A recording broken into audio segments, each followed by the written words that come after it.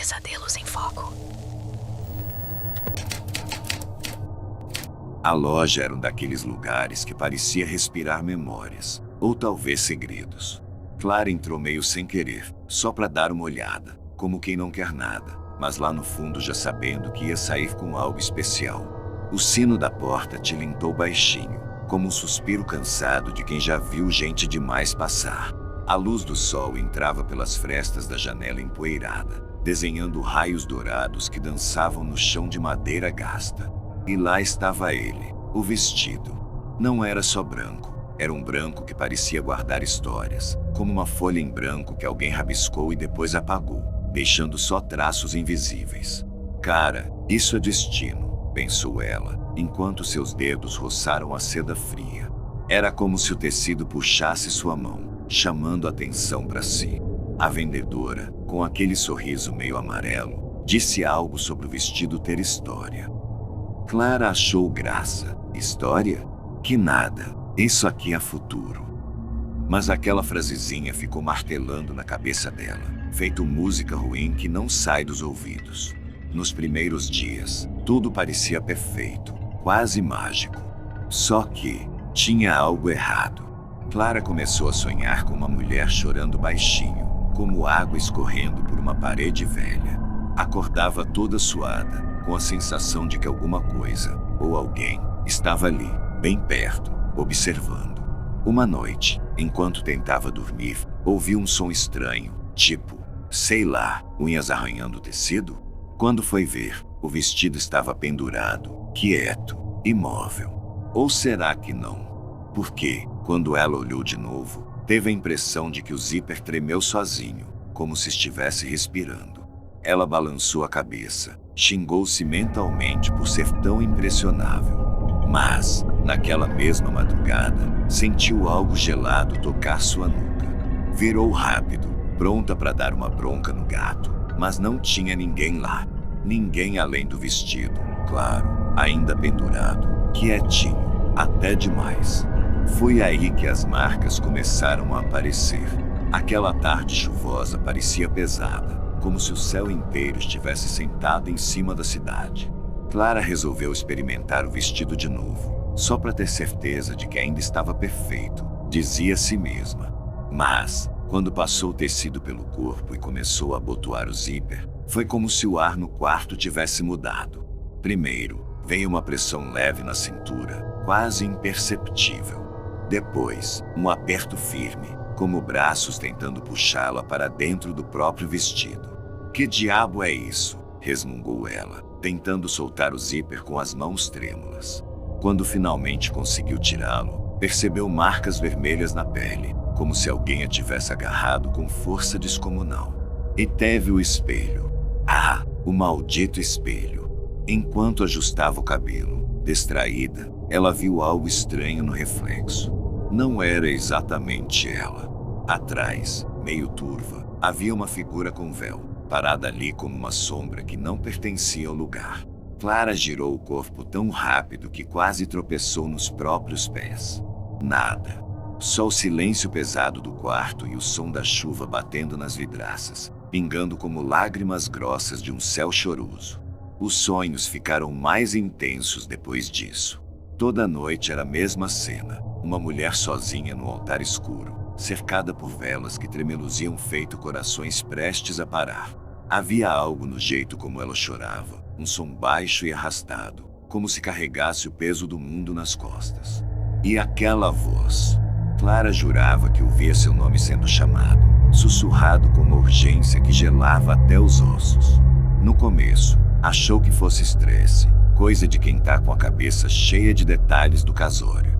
Mas, depois de acordar pela terceira vez ofegante, com a sensação de que alguém tinha acabado de sair do quarto, ela começou a se perguntar se estresse era a mesma explicação.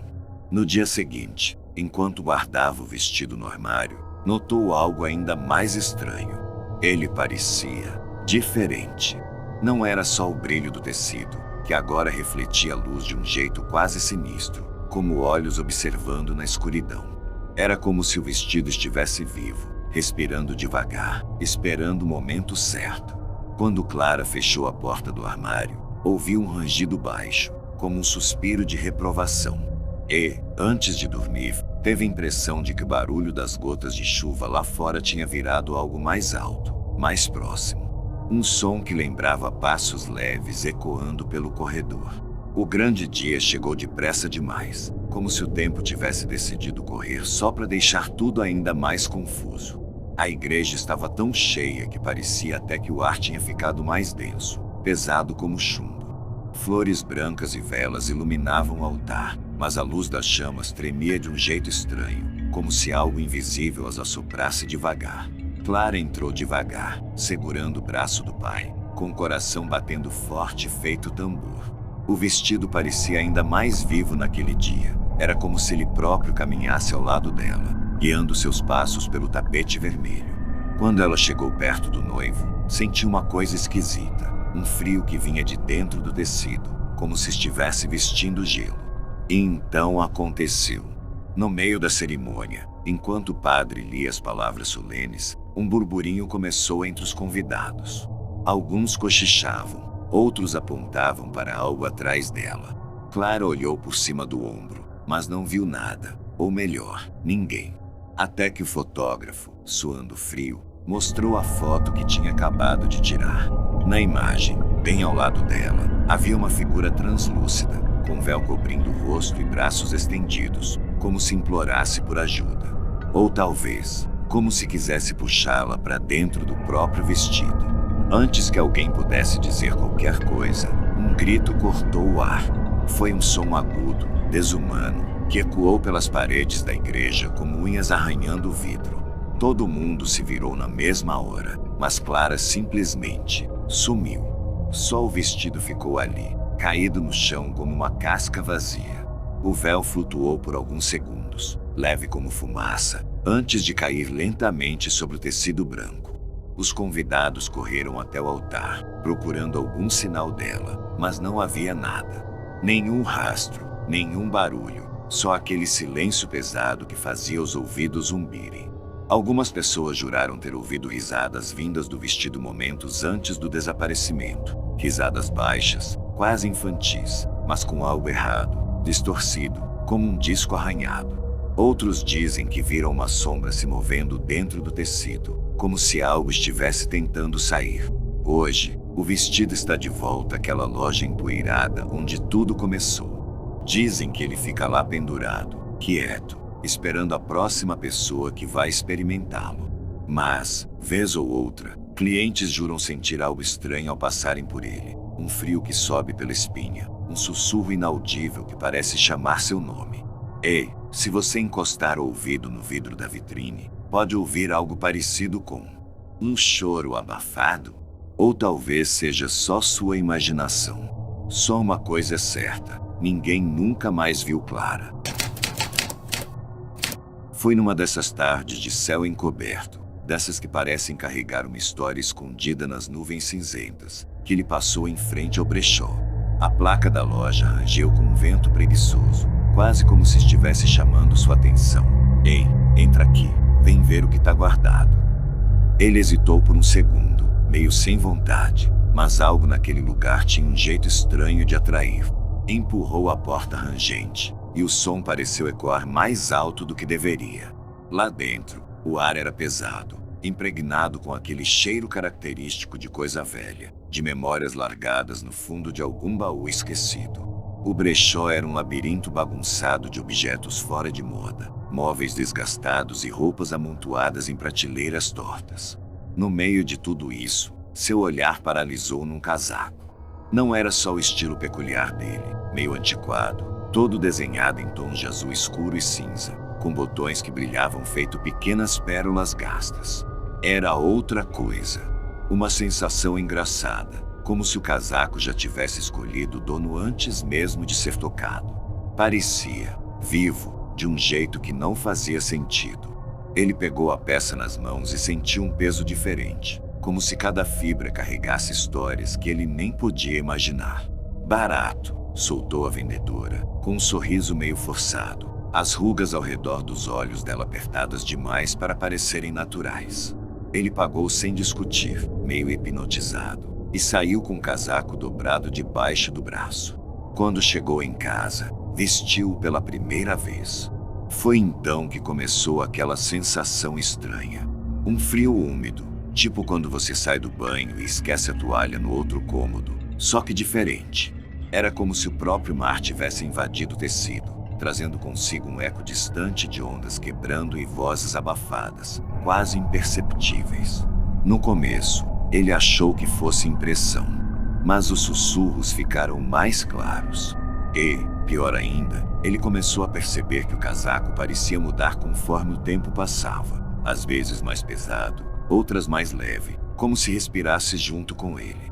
Estranho, né? Só que o pior ainda estava por vir. Os dias começaram a ficar meio esquisitos depois que o casaco entrou na rotina dele. Não era só aquele frio úmido que parecia sair das próprias fibras da roupa, como se o mar tivesse escolhido ele para ser seu novo porto. Era mais do que isso. A princípio, os sons eram sutis, quase imperceptíveis, um farfalhar baixo, tipo folhas sendo arrastadas pelo vento, ou uma respiração abafada vinda de longe. Mas logo aquilo virou algo maior, mais insistente. Era como se o casaco trouxesse consigo um pedaço de algum lugar distante, uma praia abandonada onde o tempo não passava direito. E as vozes? As vozes começaram a ganhar forma. Não dava para entender direito o que diziam, mas pareciam sussurrar segredos em uma língua antiga, cheia de chiados e sons guturais, como ondas se chocando contra rochas pontiagudas. A coisa toda deixou ele meio nervoso, sabe? Será que tô pirando? Pensou mais de uma vez. Mas a sensação era tão real que ele resolveu investigar. Começou fuçando pela internet, tentando descobrir de onde tinha saído aquele troço.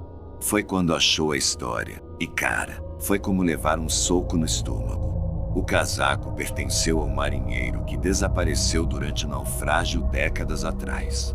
Diziam que o homem nunca voltou para casa, engolido pelas águas revoltas do Atlântico numa noite de tempestade. Nem corpo, nem vestígios, só rumores e histórias contadas por pescadores velhos, dessas que fazem você olhar para a água com outro peso no peito. Quando soube disso, ele quis se livrar do casaco na hora. Jogou fora, doou, até tentou queimá-lo num ato meio desesperado.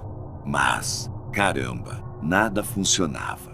Não importava o que fizesse, o casaco sempre voltava, dobrado aos pés da cama, pingando como se tivesse acabado de sair do fundo do oceano. As gotas formavam pequenas poças no chão, e ele jurava escutar o som delas batendo contra o piso. Plim, plim, plim, ecoando pela madrugada como um relógio quebrado. Parecia que o casaco tinha vida própria, uma presença estranha que não ia embora, não importava o quanto ele tentasse. E então, numa dessas noites mal dormidas, ele percebeu que o som das gotas tinha mudado. Agora, era como se algo caminhasse ao redor da casa, passos lentos e pesados, acompanhados por um cheiro salgado que invadia o quarto. Ele sentiu um calafrio subindo pela espinha, enquanto seus olhos grudavam na janela fechada. Por trás do vidro, algo, ou alguém, parecia esperar, observando cada movimento seu. A noite em que tudo mudou foi uma dessas madrugadas pesadas, onde até o silêncio parecia respirar. Ele acordou de repente, com aquela sensação incômoda de estar sendo vigiado. O casaco estava de volta, grudado ao seu corpo como uma segunda pele molhada, pingando água gelada que formava poças escuras no colchão. Tentou tirá-lo, mas seus braços pareciam presos, como se garras invisíveis o segurassem ali. Foi então que ele ouviu um som baixo, quase inaudível, como algo arrastando pelo chão. Essa gaggk. Seus olhos correram para a janela, e lá estava ela, ou ele, não dava para saber direito. Uma figura alta, encharcada, com roupas rasgadas que pareciam feitas de algas marinhas apodrecidas. Os cabelos longos e ensopados escorriam pela cara, mas os olhos brilhavam como faróis no meio da neblina, fixos nele com uma intensidade que fazia o ar faltar nos pulmões. Parecia que cada gota que caía do corpo dela ecoava mais alto do que deveria, como um tambor distante marcando o ritmo de algo que ele ainda não entendia. Sem aviso, a janela se escancarou com um estrondo, e uma rajada de vento gelado invadiu o quarto, carregando aquele cheiro de sal e morte que já tinha começado a odiar. A figura deu um passo à frente, atravessando o vidro como se fosse feito de fumaça. Ela parou bem na frente dele, tão perto que ele podia sentir o gosto metálico da água em sua respiração. E então veio a voz, rouca, grave, como pedras rolando no fundo do mar. Devolva! A palavra reverberou dentro da cabeça dele, alta demais, como um trovão abafado pelo oceano. Antes que pudesse reagir, o casaco começou a se mover sozinho, envolvendo seu corpo com força, apertando como tentáculos. Era como se o próprio mar estivesse vivo ali, puxando para algum lugar que ele não conseguia ver. Ele tentou gritar, mas nenhum som saiu. Tudo que viu antes de ser completamente engolido foi o sorriso torto da figura encharcada, que agora parecia crescer, ficar maior do que o quarto, maior do que a própria casa. No dia seguinte, o quarto estava vazio, a cama arrumada, sem sinais de água ou luta. Mas pendurado no armário, impecavelmente dobrado, estava o casaco, seco, limpo, como se nunca tivesse sido usado. Na etiqueta interna, escrita à mão com tinta desbotada, havia uma frase que antes não estava lá: quem o mar escolhe, o mar não solta. E, ao lado da janela, uma única gota d'água escorria lentamente pelo vidro, mesmo sob o sol forte da manhã. A vida dele era um tanto monótona, dessas que a gente só sai do piloto automático quando algo diferente cruza o caminho. Foi exatamente isso que aconteceu naquela tarde de domingo, com o celular na mão e uma xícara de café já morna ao lado. Rolando a tela sem muita esperança, ele tropeçou num leilão online. Não, tropeçou não é bem a palavra. Digamos que foi como se as botas militares ali expostas tivessem piscado para ele, meio que dizendo: ei, vem cá, tem história aqui. O lance final, dado quase por impulso, desses que a gente nem entende direito depois. Quando chegaram, embrulhadas num papel pardo amassado que parecia carregar o peso de décadas, ele sentiu um arrepio estranho. Não era medo, não ainda. Era mais como aquela sensação de estar diante de algo maior do que você, sabe? As botas tinham uma presença, como se fossem mais do que simples objetos. O couro gasto lembrava cicatrizes, e o cheiro delas, aquele misto de terra antiga e metal oxidado, parecia ecoar campos distantes, neblina densa e noites geladas onde o silêncio era cortado por sons que ninguém quer ouvir duas vezes. Ele as colocou na estante, orgulhoso, sem perceber que aquelas botas não eram apenas um adorno. Pareciam vivas, quietinhas ali, mas vivas. E, como se soubessem que tinham sido notadas, começaram a fazer barulhos durante a noite, passos pesados, como se alguém estivesse andando pela casa, mesmo sabendo que estava sozinho. Os primeiros ruídos vieram como um sussurro do além, desses que a gente tenta ignorar achando que é só cansaço ou imaginação.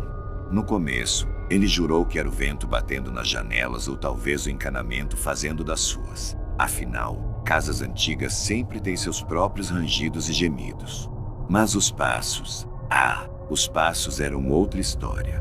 Pesados, firmes, como se algo invisível estivesse marchando de um lado para o outro dentro da casa. Ele chegou até a dar uma conferida no quintal, meio desconfiado de que pudesse ser algum ladrão ou até mesmo um gato enorme, mas nada. Nada além do escuro e do silêncio fingido da noite. Quando acordou na manhã seguinte, foi como levar um soco na cara. Lá estavam elas, marcas de lama fresca no chão da sala, como pegadas de um fantasma metido a explorador. O pior, não havia explicação lógica. A casa estava limpa na noite anterior, e ele tinha certeza disso. As pegadas começavam no meio do cômodo, como se tivessem surgido do ar, e desapareciam sem deixar rastro. Parecia que alguém, ou alguma coisa, tinha simplesmente evaporado ali. Mas que diabos, murmurou, esfregando os olhos, tentando entender se aquilo era brincadeira de mau gosto ou se sua sanidade já estava dando adeus. Foi aí que começou a fuçar mais fundo. Uma busca rápida na internet revelou que as botas não eram apenas peças de colecionador. Elas tinham sido usadas por um soldado em batalhas que fizeram história e tragédia. Um nome surgiu em meio aos fóruns e relatos. Um homem que nunca voltou para casa, perdido em terras distantes, com histórias de que seu espírito ainda vagava, preso ao único pedaço dele que restou intacto. Ao fechar o laptop, ele sentiu um calafrio subir pela espinha.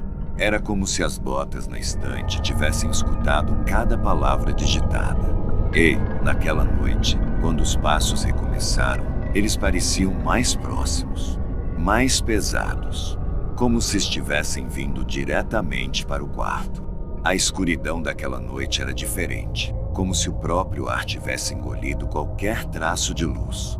Ele acordou com um sobressalto, a respiração presa na garganta, o coração martelando no peito. O quarto estava em silêncio, mas aquele tipo de silêncio que não é silêncio de verdade. Era denso, carregado, como se estivesse à espera de algo. Então ele as viu. As botas não estavam mais na estante, mas sim aos pés da cama, perfeitamente posicionadas, como sentinelas prontas para entrar em ação. Ele tentou falar, mas as palavras morreram antes de sair. Foi quando sentiu. Mãos geladas, invisíveis, agarraram suas pernas com uma força que parecia desafiar qualquer lógica. Ele tentou gritar, debater-se, chutar, mas seu corpo não obedecia mais às próprias ordens. Era como se fosse sugado por uma corrente invisível, arrastado para fora da cama em direção ao chão. O frio subia por sua pele, insinuante e cruel, como dedos ávidos por levá-lo a algum lugar que ele não queria conhecer. Quando seus pés tocaram o couro gasto das botas, foi como se 1000 agulhas atravessassem sua carne ao mesmo tempo. Uma dor lancinante, elétrica, que o fez arquejar. E então veio a voz. Um sussurro rouco, gutural, que parecia vir de dentro das próprias botas. Finalmente, um novo par de pernas. Ele tentou resistir, mas seu corpo já não era mais dele. Foi como se algo dentro dele tivesse sido apagado, substituído. Seus olhos, antes cheios de pânico, agora eram vazios, opacos, como janelas fechadas para o mundo. Levantou-se devagar, os passos pesados ecoando pelo quarto, cada movimento tão mecânico quanto o tic-tac de um relógio antigo. Na porta do quarto, ele parou por um instante, como se ponderasse algo. Virou-se lentamente para o espelho e sorriu. Mas aquela não era sua boca. Era um sorriso torto, estranho, que não combinava com o rosto que ele conhecia havia anos. Na câmera de segurança da casa, tudo foi registrado em detalhes cruéis. Ele caminha pela sala, os passos firmes e ritmados, como se marchasse para uma batalha invisível. Para quem assiste a gravação, parece que está sozinho. Mas, quando ele para diante da porta de entrada, algo acontece. Ele inclina a cabeça para o lado, como se ouvisse uma ordem inaudível, e então vira-se diretamente para a câmera. O sorriso volta, ainda mais largo, ainda mais errado. E, antes que a gravação termine, uma frase sai de seus lábios, clara o suficiente para ser ouvida por quem assiste. Minha vez. E, então, a tela fica preta. Mas, quando você pensa que acabou, algo ainda mais perturbador acontece. No último quadro da gravação, congelado antes da escuridão total, dá para ver, bem no canto inferior direito da imagem, 2 pegadas frescas de lama surgindo no chão da sala. Como se alguém, ou alguma coisa, ainda estivesse ali.